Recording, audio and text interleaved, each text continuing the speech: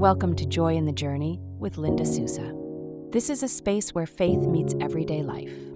Here we'll open the pages of Scripture together, reflect on the gentle wisdom of Jesus, and explore other spiritual writings that draw us closer to God. Whether you're looking for quiet encouragement, a moment of reflection and deeper self-knowledge, or simply a reminder that you are not walking this path alone, you've found the right place. This is your invitation to slow down, breathe deep, and find joy right here in the journey. We're so glad you're here. Can you hear me now? I've been chatting and chatting and chatting. This is hysterical. This is my first time doing a live stream, guys, and this is what I was just talking about. So anyway, you might see another video out there right before this one that has nothing on it because I was actually reading about the chat that it brought up on my monitor.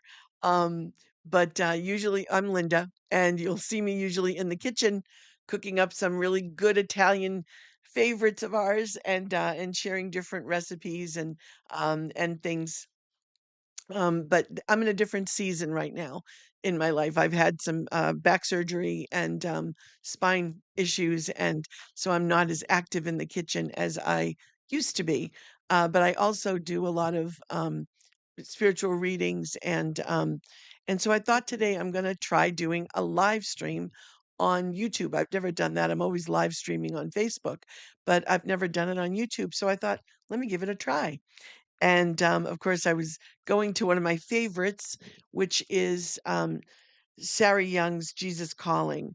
And today's a really short reading. I'm not going to read it, but I'm going to talk a little bit about it because that's what I've been ruminating about. That and I had seen this video that came across a reel that came across my feed this week, and it was of one of my favorite places in the world, and it's really where I started. I think I was searching at some point in my life. It was about 28 years ago, maybe a little longer than that. I needed something more because things were just crashing around me. I'd lost my mom. She had recently passed away about a year before that in 1997. And I was in a very tumultuous situation with my home life at that point in time and in my marriage at that time. And there was just a lot of stuff going on. I don't want to get into all that because that's not what I'm on here for today. But but I know that it was I think what put me in that frame of mind of needing something more. I was born and raised Catholic and had always gone back to my faith, but I wasn't a practicing Catholic. I wasn't going to church. I wasn't doing, the things that today are part of my everyday life. So anyway, I saw a video of a hermitage of Saint Bartolomeo in Italy, where my family is from. They live in the Abruzzo region in Italy, and when we had gone on a pilgrimage there to visit, not just a pilgrimage, but to visit the family, when after my mom died, I went with my dad, my two sisters, and my sister in love. My brother couldn't make it, so his wife came with us, and my nephew and two of my nieces. So we all went there and we had this amazing almost 3 weeks with our family in Italy. And I had some powerful experiences there during that time. Um, so that's what, when I saw that video, we had gone. My cousin, after dinner one night, we were sitting around and he's like, "Hey, you want to go for a little ride?" And that's what we did. Actually, my sister Irma and I and my nephew Mark were the only ones who went with my cousin Gabrielle, his wife Carmelina, and my Zia Bambina, and their three children. And that's his picture that you see behind me. That is on the way to the Hermitage of Saint Bartolomeo, which is in Roccamoris, or in the Leggio area in Italy, and they lived in Ciepagatti, and so it wasn't that far of a drive. And I blogged about it actually last night. I put it on my blog. There's a whole long story about it, but I felt like I could touch the face of God. It was such an incredible experience. There were several of them that happened to me during that trip.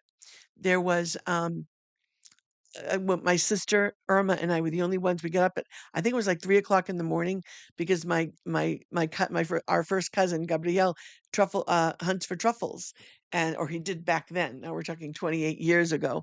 Um, and so we got in the car with his son and two of their dogs, and we went up into the mountains, into the bosques of La Mayella to go hunting for truffles. And I'm not going to go through that whole story. I'll tell you another time. But I ended up, we ended up, as the sun was starting to come up, I ended up walking out of this cover of trees into a field, and I was swatting. And I was like, what is that? And then my eyes were adjusting to the light. And we ended up, and I have glory bumps all over because we were in a field of butterflies. They were all around us. And as I said before, I was really dealing with my mom's passing. And I was heavy with grief, still, wanting to know she was okay. I just wanted to know that she made it up there. And so anyway, it's been a kind of a couple of days of me ruminating and kind of going back to that and realizing how, even though I had stepped away from my faith for such a long time, the Lord was always with me because He protected me through that period of time in my life. Otherwise, I wouldn't be here sharing this with you right now, if things had continued the way they were going in my relationship at the time. And that brings me to Sarah Young and Jesus Calling, because I don't want to make this very long. But she starts off today: living independent on me is the way to enjoy abundant life.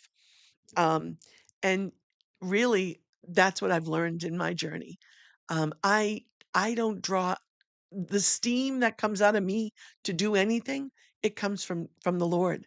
It doesn't come from me. I know that, and I know that so vividly. I've known it through so many seasons in my life, and I especially know that now because I have been since August of last year. I've had to have two pretty, significant surgeries, and it's been a trying, difficult time. I had to make a lot of lifestyle changes because I'm unable to do a lot of the things that I was very easily able to do before. One of them, like cooking, being spending a lot of time in the kitchen and whipping up some really nice little dishes. Um, and when I was reading the reading this morning, and I'm looking, there were two scriptures that she highlights here. One is Proverbs 29:25, and that is, "Fear of man will prove to be a snare, but whoever trusts in the Lord is kept safe." And then the second one is, "The thief comes only to steal and kill and destroy. I've come that they may have life and have it to the full." And that's John 10:10. And I'm learning that in this season of my life. I'm learning that when I tap into Jesus, when I draw close in my faith, and I really I dig down, when I'm focusing on the things that I need to focus on, and instead of my pain and my discomfort, and instead of the limitations and the things that can kind of put me into a spiral. When I do that, and I remember to do that, especially if I start going down that road I don't want to go down, um, I realize that there is so much power in believing in my faith, and and I can do anything. I can survive anything. I can make it through anything. All I have to do is just tap in to the one who feeds my soul, to the one who is my maker, to the one who on that mountain behind me, um, I felt like I could touch his face. Um, we had gone after dinner, I was saying, one night we'd gone up there. Actually, it was in the early evening. Sun hadn't even begun to set. It was still light when we got up there, and we went through a non-traditional trail. I explained it in the blog a little bit about the area and the walk up there because it's a lot of people do it. It's a trekking or a hiking trail, and it's really a very I think it's very moderate. It's not my Zia was in Sokola. She was in her little sandals, so it wasn't like you needed hiking boots or anything. Although they do recommend that if you go to the website that I posted in my blog, they they do recommend certain things to bring when they take you up there. But we just went up for a little walk after dinner, and that was just so incredible.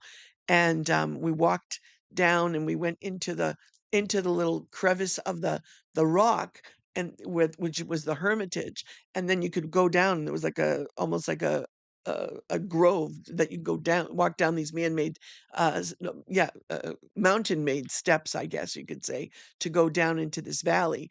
And I stayed up top, and I remember like looking out, and we've been there for quite a while, and everybody just kind of exploring around. And I remember looking out and saying, um, the sun was starting to set, and it was just so beautiful. And I felt so at peace. Um, it was incredible, and I really felt like I could touch the face of God. And actually, I stretched out my hand, and I did. I didn't touch his face, but in imagery in my mind, I felt like I could. It was pretty incredible, and I wasn't planning on sharing that, but I'm gonna share this with you if I can find it. I had bookmarked it in here. This was a now when we went, I I did a little journal. Of course, I have flowers in here that I everywhere we went, which of course they're all starting to fall out and fall apart now. Um, I had flowers. I when we went to Giulianova to visit some of our relatives there, I think I bought the kids, all of them a journal so that they could actually journal as well, because we were all over the place. We were there for quite a while, and it was truly an incredible time to be with our family. But I wrote a little poem that night after we got back to my uncle's in my cousin's house. Everyone went to bed, and I came and sat outside under the stars, under that beautiful blanket of stars in the night sky. And I wrote what I called it the little sweater. The glorious splendor of the mountainside has possessed my soul. It has awakened my senses with its dizzying heights, steep ledges, and deep valleys. I'm drunk on the pure, clean, and fragrant air that fills my lungs with each breath I take. I'm whole, at peace, content to be swallowed by its vastness and surrounded by its beauty. With the reach of an outstretched hand, I'm one with the Maker as I stand at the top of the world in what can only be God's country. And I wrote that in Chepagati on June 30th, 1998. I'm not a poet. I'm not you know, really prolific writer, but that kind of captures what I was feeling in that moment. And I think the Lord knew that I needed that, because when I came back home from that trip from Italy, things began to escalate in my life in a very dangerous way. And I needed him there, and I needed my mom, and she was in heaven, and I know she was interceding for me. And so living in dependence on me is the way to enjoy abundant life. And I have abundant life today, incredibly abundant life.